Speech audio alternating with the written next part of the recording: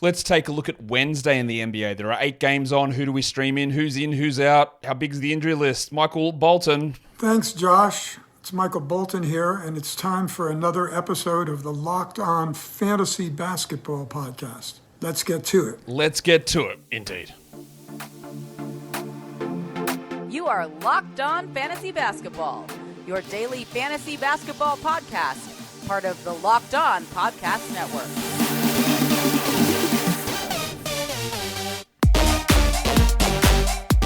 Hello and welcome to the Locked On Fantasy Basketball Podcast, brought to you by Basketball Monster. My name is Josh Lloyd, and we're here today to solve the age-old debate: who was better, the Veronicas or Killing Heidi? I'm also the lead fantasy analyst at basketballmonster.com. And you can find me on Twitter, as always, at redrock_bball, on TikTok at redrock_bball, and on Instagram at Locked On Fantasy Basketball. Thank you for making Locked On Fantasy Basketball your first listen every day. We are free and we're available on all the platforms. Yeah, go double bang. Thumb it up, bell, comment, subscribe. Hit the subscribe. That's really good. If you could do it, I'd love it if you could subscribe. Did you hear that word? It was subscribe. And yeah, double bang. We're here to talk about Wednesday in the NBA. We've got 8 games on. And we've got uncertainty across the nonsense teams, the foolish teams, the stupid teams. Because we've got the Jazz, the Blazers, the Grizzlies all playing. And who's going to play? Well, who absolutely knows? So let's talk about what we do need to look at and what we do need to talk about. The first game up is the mystical battle, the Magic, the Wizards. There it is. Orlando comes into this one on a back-to-back. They go Wednesday, Friday, Sunday the rest of this week, so pretty strong schedule. 3 games only next week, while the Wizards also go Wednesday, Friday, Sunday. You'll see a lot of teams that play Wednesday have the Wednesday, Friday, Sunday schedule. The Wizards also have 4 games next week. Now, Markelle Fultz is sitting out Tuesday's game for the Magic. I expect that he plays, but who knows? He's had some games where he just sits randomly that aren't back-to-backs or sits both of a back-to-back. We just don't know. While Marvin Bagley, he hurt his back last game, and he's officially doubtful for this one, so he's not going to play. The Magic are on a back-to-back. For the Wizards, Corey Kispert was absolutely putrid last game. Is that what we expect now that Bilal Coulibaly is back? Or does Kispert play a little bit more? Do we really need to see 17 minutes of Landry Shamet? No is the answer. But we'll see whether Brian Keefe decides that that's what he wants to do. In terms of guys who are being boosted at the moment, Wendell Carter seems to be getting a little bit more usage, a little bit more run. So we watch that one. While it does appear that Rashawn Holmes will get the boost. But let me also state this. With Bilal back, with Kispert available, the Wizards could very easily start Kuzma or Avdi, whichever one you want to say is the starting center. They could run Eugene Omoruyi as the backup or the starter, or they could run Rashawn Holmes. So while Holmes is going to get boosted, I don't think it's going to be enough for it to matter for us for 12-team leagues. Maybe he plays 28. Even in 28, not sure Holmes is worth it. I think it's more likely he plays like 22 and Omoruyi gets 15, and you get some smalls with Kuzma and Avdi out there, which does boost Kispert into more minutes off that bench as they go significantly smaller. It's not like the Magic are big. Like Paolo and Carter aren't huge guys. So I can see that being the case. So while Holmes will be boosted, I don't think we need to care. Honestly, we might, but it also might be one of those games where he plays 27 and the next game Omoruyi plays 24. I do fear that that's what it will be. Of course, we're ready for another Jordan Poole showdown game where he can blow up and show us all how awesome he is. The next game involves our favorite team, the Memphis ? Up against the Philadelphia 76ers. The Grizzlies play Wednesday, Friday, Sunday to end this week. They've got 3 games next week, and I couldn't tell you at all who's going to play in those games. The Sixers play Tuesday, so they've got a back-to-back, but they go Wednesday, Friday, Sunday as well, with 3 games next week. Now, for the Grizzlies, well, there's a lot happening, isn't there? Because it's who they are. It's going to be like this every time. And when you'll have the question, and undoubtedly you'll have the question, hey, can we trust ex-Grizzlies player? Luke Kennard, John Concha, Santi Aldama, Trey Jemison, Jordan Goodwin, Jake LaRavia. The answer is no. You can't, because they're going to be all over the place. Now, Jaren is officially questionable for this game. Derrick Rose is out. They said at least 3 weeks. Season over. Zaire Williams is out at least 4 weeks. Season over. Scottie Pippen is still out. Marcus Smart is still out. Desmond Bane is still out. Brandon Clark. Remember when we heard, maybe All-Star break. Haven't heard a single thing. These guys are not playing this season. Maybe Clark gets back in April, maybe. For a little bit. But they're not playing. Yuta Watanabe, questionable, but I believe he's been ruled out as well. The Sixers are going to be without Embiid. They're going to be without Melton. Tyrese Maxey is out on Tuesday with a concussion. I'm very, very doubtful that Maxi's available to play on Wednesday, so I'm going to list him doubtful. Cameron Payne is questionable for Tuesday's game, which he would obviously get a big boost if Maxi is out, but maybe not. I don't know, because he might not play either. And then it is a back-to-back for Philadelphia, so do they have any qualms about Kyle Lowry on the back-to-back? Because they sat him on the back-to-back post-All-Star break. Nick Batum had that month-long hamstring problem. Does he play the back-to-back? So could we be getting Turk Smith or the Mayor Ricky Council or KJ Martin playing big minutes? That's all possible. But it's also possible that it doesn't happen and Lowry and Batum do play and Payne is available. Who knows? For the Grizzlies, what I want to watch is Jordan Goodwin. Because last game, with no Rose, with no Williams, with no Smart, with no Bane, they didn't play him. Because he has limited amount of games left. He's got, I don't know the exact number. It is very hard to track the amount of overall games he's allowed to play and how many he's got left. I believe it's in the 10 to 12 games left he's got for the season, Goodwin. But we don't hear until about an hour or 45 minutes before the game whether he's available or not. And if you want to get the first bit of info on that, follow me. I'm nearly every time the first person who tweets that out about whether Goodwin's available. Sometimes it doesn't help you because it's after lineups have locked, but in general, I'll be the first one to put that out there. But if Goodwin plays, he's a very clear guy that we want to roster. But he might not. I honestly have no idea. You just don't know when he's going to play or when he's not. In terms of guys getting boosted, well, Luke Kennard's getting boosted. How much he gets boosted, I don't know.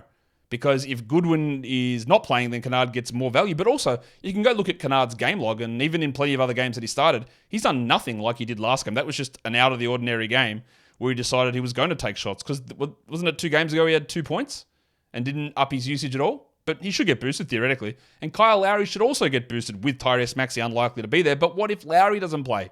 That's a possibility too. That is a gigantic injury list of question marks for the entirety of this game. And it's not the only game that's like that, because the next one is the Cleveland Cavaliers and the Atlanta Hawks. The Cavs go Wednesday, Friday, Sunday with 3 games next week. The Hawks go Wednesday, Friday, Sunday with 3 games next week. And both of these teams come into this one on a back-to-back. We know that Donovan Mitchell will be out with a knee issue. We know that Tristan Thompson is going to be out. We know Trae Young's out. We know Onyeka Okongwu is out. But what we don't know is whether Max Strus is out. Strus is out for Tuesday, so I'm going to say he's questionable for Wednesday. Okoro and Levert are both questionable for Tuesday, so I'm going to put them questionable for Wednesday. And Kobe Buffkin is ruled out for the Hawks for Tuesday, so I'm going to say that he's questionable for Wednesday. But that's a lot. Losing Mitchell means that Strus, Okoro, Levert would all get big boosts. But I don't know if they're going to play. What if Strus, Okoro, Levert, Mitchell are all out? That means unbelievably huge minutes for Sam Merrill, and it puts Craig Porter Jr. into the mix too. If Buffkin is out, he was getting those 18 minutes a night. That means Trent Forrest has to get that playing time, or maybe Gary Matthews jumps in there too. There's a lot that could happen. What's on my radar? Well, it's a back-to-back, so we'll get more information hopefully through those games. But the guys that's going to get boosted, it's almost undoubtedly that Sam Merrill will get a boost. How big his boost is remains to be seen, because it could become very easy 12-team value if just one of Strus, Okoro, or Levert are out. DeAndre Hunter's getting the permanent boost with Trae Young out. He is still a little bit DeAndre Hunter-ish, but there is more shots and more focus on him offensively, enabling him to see, hopefully, fingers crossed, better production. But of course, he is DeAndre Hunter.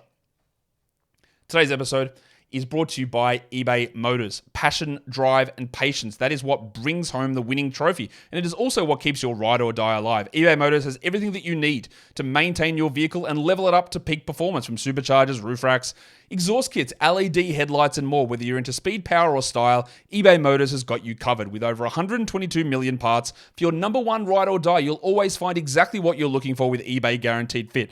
Your part is guaranteed to fit your ride every time, or your money back, because with eBay Motors, you're burning rubber and not cash. With all the parts that you need at the prices you want, it is easy to turn your car into the MVP and bring home that win. Keep your ride or die alive at ebaymotors.com. Eligible items only. Exclusions apply, and eBay Guaranteed Fit is only available to US customers. Okay, let us go on to the next game. We've done 3, and there's a million question marks. This one, not so much. Clippers, Rockets. The Clippers, they play Wednesday, Saturday, Sunday this week, so still 3 more games, but you got the 2 days off in the middle there, Thursday, Friday, and then they've got 4 games next week. The Rockets, they've got the standard Wednesday, Friday, Sunday, and then 3 games the following week. And currently, I'm not going to count Tari Eason. We know that he's done for the year. The only guy that's injured at the moment is Russell Westbrook, who's out without hand surgery, and hopefully, get that garbage out of here. You dropped him. The Rockets are on a back-to-back here. For the Clippers, I featured him on the buy low, sell high fantasy trend show earlier today. Paul George is struggling at the moment. Steals are way down. His shooting percentages aren't where they need to be. I'd like to. He was good last game, but prior to that, he'd struggled. So I want to see some bounce back and consistency here from Georgie. In terms of guys getting boosted, Norman Powell does get more shots off the bench. Last game, they didn't go in. The game before, they did. But a few more minutes, a few more shots, that gives him more appeal as a streaming guy for points and threes. And for the Rockets, for some reason, they are boosting Jalen Green at the moment. The Jollibee legend is out there playing gigantic minutes. Not always efficient, but we're seeing Udoka just give him more. And while he gets given more, that at least turns him into their stream guy, and it also hurts guys like Gamen Thompson and honestly a lot of the other players on the team. But for some reason, again, he is being the player that is of big focus for the Rockets at the moment. The next game is the Chicago Bulls. They're going to take on the Utah Jazz. The Bulls play Wednesday, Thursday, and then Saturday, plus 4 games next week, while the Jazz have an absolutely putrid schedule. Wednesday, then Saturday, so only 2 games this week. The only team on Wednesday that has 2 games this week. And of course, after Wednesday, that means they've got 1 game. 1 game in 3 nights, which is on Saturday. And then they play 3 games the following day, the following week. That means they've got 4 games in the next 11 days after Wednesday. So your fringe Jazzies, the golf club, Taylor Hendricks, I don't even know, Keontae George, is he fringe? Maybe. Jordan Clarkson? Maybe. I don't know. There's a lot of weirdness going on there. So while there is a lot of injuries in Utah, some of the guys that might step up, you might just not use them enough. For Chicago, Torrey Craig is out. And then the Jazz, all of these guys missed portions of last game. Lauri Markkanen with a quad issue. Walker Kessler's missed 3 straight with a foot issue. Keontae George played 5 minutes and then left with an illness. I think he'll be fine. And then Taylor Hendricks left at halftime with a toe sprain. Not sure, but we could have no Markkanen, no Kessler, no Hendricks, meaning it's only Collins and Yurtseven in the front court. Maybe Micah Potter plays a little bit, and it means Luka Šamanić has to play at the 4, which does open things up for someone like a Bryce Sensabaugh at the 3. But there's 4 questionable tags there. I don't know. The laws of probability would tell you that 50% for all of those guys means that all of them being out at once is maybe not that high. Although with the tank on, you might see a few of these guys sitting down. For the Bulls, Andre Drummond did not cross over at all with Vooch last game, and he had been. He'd played over 23 minutes in 3 consecutive games prior to their last one against the Kings. The Jazz, as a general rule, have been big, but they might be small, with only John Collins as their only big out there and Šamanić next to him. Or they could have Markkanen and Hendricks and Kessler all available. So Drummond's minutes are up in the air. We need to watch that. For the Jazz, the man on the street, JORDANCLARKSON, was awesome last game. Unbelievable performance from Geordie. Came off, started the second half as well with George out. But if George plays, Clarkson probably doesn't do that. We like what he brings at the moment, but making tough decisions in fantasy and in the playoffs is what can get you wins. And he might become a droppable guy after Wednesday just because of the paucity, as I'm going to reuse that word now that I've confirmed what it means, the paucity of games coming up. Guys that are boosted, Ayo Dosunmu is boosted with... Torrey Craig looks like he might be back soon. Maybe not for this one, but he could be back soon. But Dosunmu gets that boost there. And then John Collins has got a gigantic boost opportunity with potentially 3 guys that can play either the 4 or the 5 out in Markkanen, Kessler, and Hendricks. So Johnny gets that really big bump up there. The next game is the Oklahoma City Thunder and the Portland Trail Blazers. The Thunder, coming off that loss to the Lakers, need to smash down here on the Blazers. They've got 3 more games left this week. Oklahoma City, Wednesday, Friday, Sunday, and then 3 next week. The Blazers go Wednesday, Friday, Saturday, and then 4 next week. So they are heavily concentrated in terms of games. The problem is, I don't know who's going to play for Portland. At the moment, for Oklahoma City, it's just Pig Williams, who's missed the last couple of games. With him out, they just run Bismack Biyombo out there, so that doesn't really matter. Portland's where it matters. Malcolm Brogdon's going to be out, but then look at this. DeAndre Ayton, I don't know. Jeremy Grant, I don't know. Scoot Henderson, they said he'd be out for the road trip. Well, the road trip's over. Is he coming back? Tamani Kamara was ill last game. Matisse Thybulle's dealing with a hip problem. They are 1, 2, 3 starters. 4 if you want to count Brogdon, or I'm not sure I do. But potentially 4 starters in Kamara. Like that's Grant, Ayton, Henderson, Kamara are 4 out of 5 starters. The other one's Simons. And then Thibault could slide in there and he's out. And then Brogdon could slide in there and he's out, or maybe out. So I don't know. We saw a good game from Rayan Rupert last game. We saw good minutes from Chris Murray and a pretty strong performance. We saw Delano Banton start and take an unfathomable amount of shots. 2 games ago, we saw Ashton Hagans put up good numbers. We saw Dwop Reith have 5 threes and 26 points, but he could also play 12 minutes. I just don't know. So you got to just take this game by game.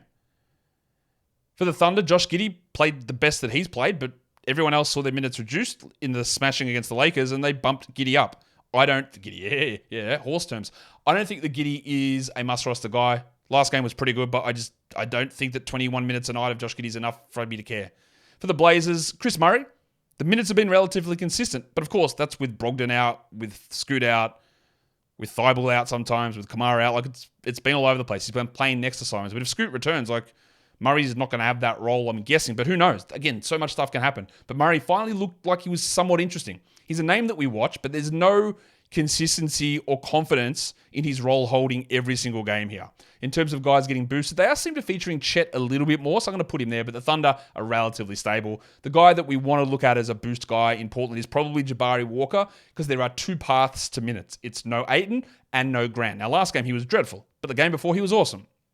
So the path is pretty clear for Jabari to get those minutes, and I think he's okay to have, but like the question mark list on this team is unbelievable. The next game, the Milwaukee Bucks, the Golden State Warriors. Both of these teams sort of healthy. Well, sort of.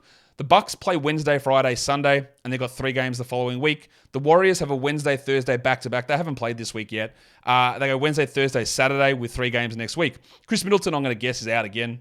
Yanni did not look particularly spry in the warm-ups for the game on Monday with his Achilles issue, so I'm going to put him as questionable at this point. Then you got Chris Livingston and Marjon Beauchamp, who are both questionable. For the Warriors, they're actually fully healthy. Andy Wiggins is back from his personal issue. Brandon Pajemski's back as well. They are both back, ready to go. The team is fully healthy. Great opportunity to see how this rotation looks. For the Bucks, Damian Lillard was great last game without Giannis. Was that just because Giannis wasn't there? Probably. But he looked awesome. Big scoring, big usage, got to the line, shot well, everything looked great. So let's see, does it happen again without Giannis, or can he carry some of it over? For the Warriors, where does Chris Paul fit now that they are healthy? Where does Pajemski fit? Does Moody go back to a nothing role? Probably. In terms of guys getting boosted, well, Jay Crowder's getting boosted by the absence of Middleton. He still does nothing, but at least he's getting minutes. Bobby Portis would also get a big boost if Giannis is out. And then, like I said, Wiggins is maybe boosted, but he's only boosted because he returns. They are fully healthy. No one's out. How everything runs between Clay, Wiggins, Pajemski, Paul, Moody, Peyton. We'll get an idea here. Kuminga, does he go to a 26-minute-a-night role or whatever? There's a lot of questions with this Warriors team who are now fully intact, and we'll see what that means.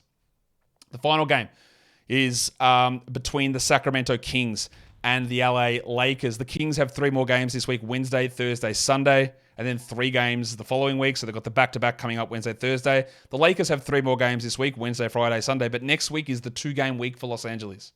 2-game week.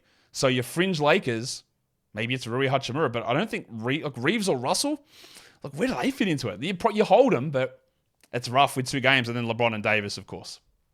Sasha Vezenkov will be out for the Kings, and then it's Jared Vanderbilt, Gabe Vincent, Colin Castleton, and Christian Wood will be out for the Lakers. But don't worry, LeBron and Anthony Davis will appear on the injury report as questionable at some point. Keegan Murray was in my buy low, sell high show earlier today. He's shooting the lights out at the moment. Some good defensive stats, big minutes. Is he going to hold as a 37-minute guy? I'm not sure about that, but we need to watch that. And then for the Lakers, it's just LeBron, honestly. He continues to do ridiculous stuff time and time again. His minutes are insane over the last 2 months. Do they ever ease off of that? LeBron's been playing unbelievably, so let's just watch it while we can, yeah? For the boosted guys, they do seem to be favoring Malik Monk over Kevin Huerter at the moment, so he's in one of those little hot streaks. And then for the Lakers, Rui Hachimura gets the boost because everybody's out. He still remains Rui Hachimura, but there's at least some stream value until we get to the 2-game week next week where he becomes back to being useless. Today's episode is brought to you by BetterHelp.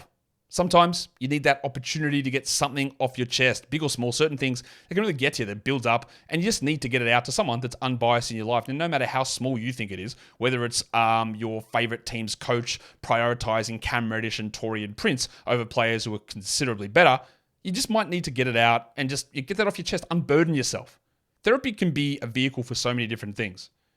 talking about things that frustrate you, working out ways to deal with what might seem like minor problems, but that can then be translated into skills to deal with other bigger things in our life. Because let's be honest, we all have things that are bigger in our lives than what is going on with our favorite sports team. But it is important to get those things off your chest every once in a while. So if you're thinking of starting therapy, give BetterHelp a try. It's entirely online, designed to be flexible and suited to your schedule.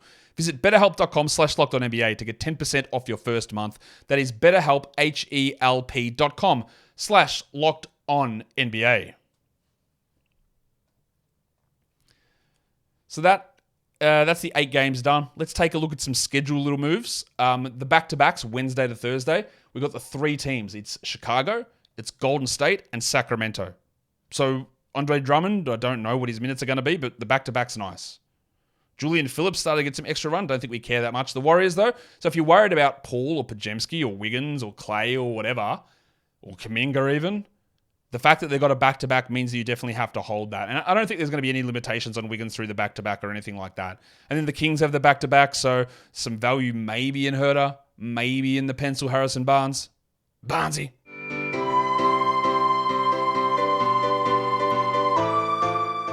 Obviously, Malik Monk with that extra boost there as well. What about an extended look at the schedule? 3 games in 4 nights. Wednesday, Thursday, Friday, and Saturday. The Bulls, the Warriors, and the Blazers play 3 games in 4 nights. So the Bulls and the Warriors got the back-to-back, and then the 3 and 4, and then Portland's got the game on Wednesday, and then Friday, Saturday. So finding out those Portland injury reports is really key because it's a nice little boost here. And there are 3 teams that only play 1 game in the next 4 nights. So if you're looking at the Pacers, the Pelicans, and the Knicks, so a fringe Pacers guy, a Mathurin, a Nembhard, a Jalen Smith, Obi Toppin, it's not great. You would be hard-pressed to consider them a hold when you can swap them out from someone on one of these other 3 teams and get 2 extra games. The Pelicans, it's probably more of a Jose Alvarado thing, but Trey Murphy, is he good enough to hold for 1 game in 4 nights? I don't think so. Valanciunas, probably, but maybe. And then the Knicks, well, yeah, who bloody knows? Who's going to be playing on that team with Jalen Brunson? But like, if Brunson's out and you've got McBride, is he worth holding for 1 game in 4 nights? Probably not. Probably not. It's where the tough decisions come in the playoffs.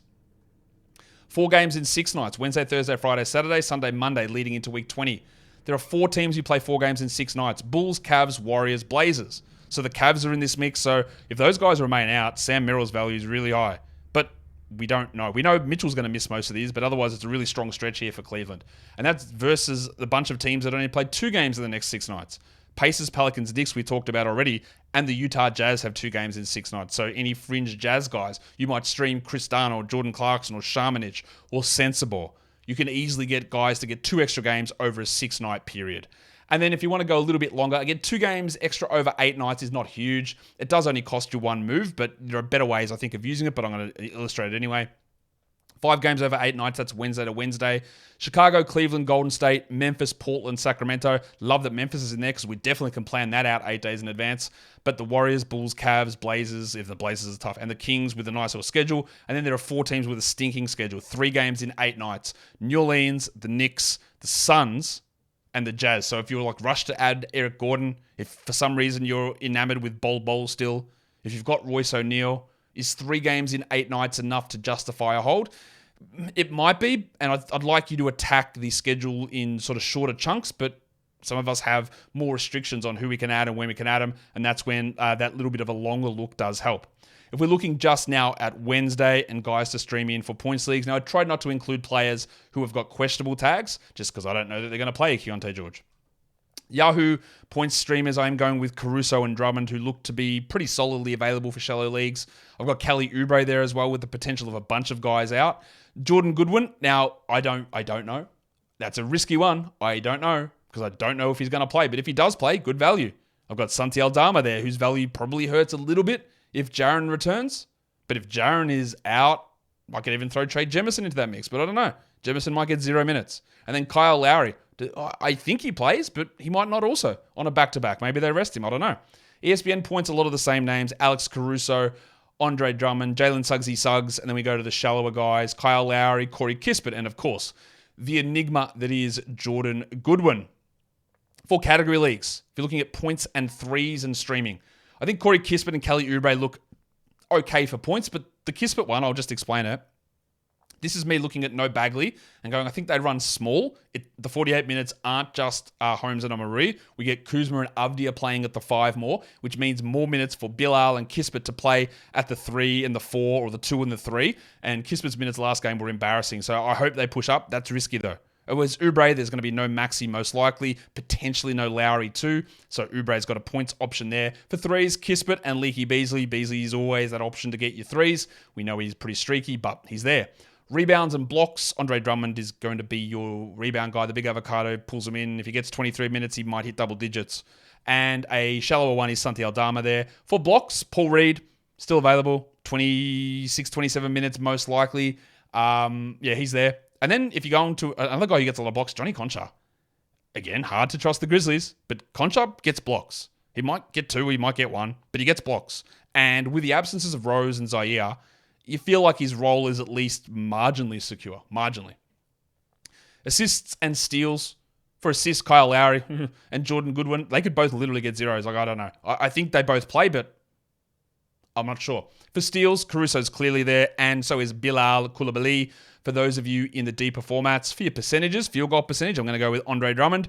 Deeper leagues, you can look at Flaming Mo Wagner to help that category. Free throws, it's DeAndre Hunter. And then to go real deep, it is the Italian cock Danilo Gallinari, who barely misses a free throw ever. Lastly, we just look at some streams of the day. The 10-teamer, I am going with Alex Caruso there. 12-team, I'm going with Kyle Lowry.